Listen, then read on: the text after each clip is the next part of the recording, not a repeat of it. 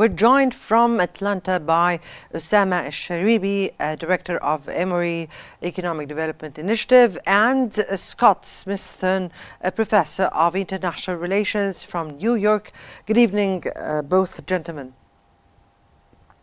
Good afternoon. Good afternoon. Sunny Georgia. Right.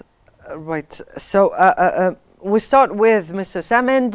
What are the main differences in Harris and Trump's approach to job creation and employment? Well, if we make a SWOT analysis of, I'm sorry because I think Donald Trump. Let me start with Donald Trump, maybe much easier. So he focuses, let's say, the strengths of what he wants to do. He focuses on economic growth and deregulation. It's really interesting, very strong to do that. He wants to support domestic manufacturing and energy production. And the other thing which is really interesting is lower corporate tax rates. These are very strong. But the weaknesses actually of his plan is that there is a big risk of increase of inequality. There is a short-term focus on traditional energy and not on renewable energy. Potential impact on public services, which is a big problem. Especially, he wants to cut actually the Obamacare, which is a problem. No, sir, we're speaking now about a certain file, which is the job creation and the employment. We're not speaking about the economy at large. So if you don't mind, how do you think, or what could be the difference between the approach of Donald Trump and Kamala Harris towards this very particular file? Well, so let me say something about Kamala Harris. She wants mainly to focus on social equity and investment in public services and a huge concentration on climate goals, which is really very interesting. However, this will lead actually to a potential higher debt. They will, in fact, bring also some possible tax burden on high-income earners, and also there is a risk of inflation. But the same thing is for Donald Trump because the growth in green tech is almost impossible, and the tariffs of Mr. Trump will be a kind of tax, a kind of burden actually on the global connections of America around the world, and this is really a big drawback. Right.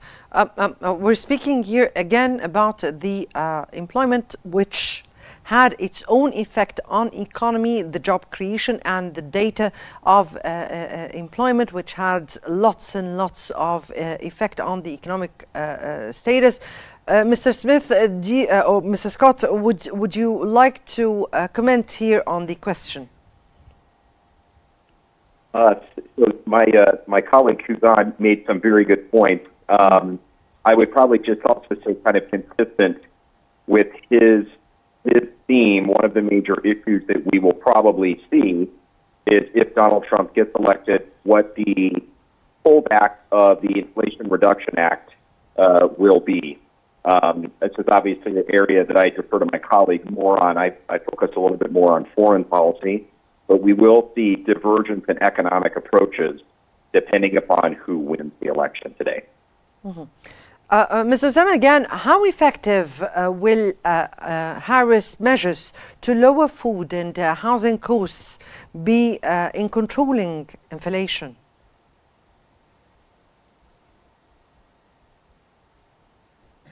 Hello?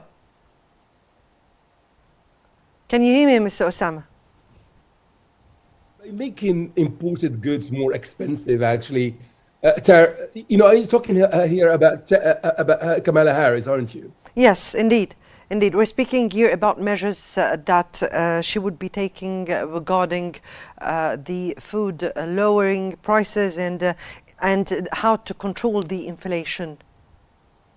So I do think that there is a risk of increased social spending could contribute to inflation and potentially affecting cost of living stability. And that's a big problem. That's one of the biggest weaknesses of focusing on that. However, it maybe help the middle class, but when it comes to the economy in general, it can have a big impact. But this is a policy that she's choosing, and a lot of people maybe like that. Like Paul Krugman, who is a great economist, thinks that's a good thing because he thinks that the risk of inflation is not that big, even if it is problematic. It can have also a good side of it because not all inflation is bad. Mm-hmm. On the other hand, Mr. Scott, how might Trump's tariffs impact inflation and the U.S. economy at large? Yes, this is a good question, and directly related to a foreign policy issue of how either candidate will engage with China.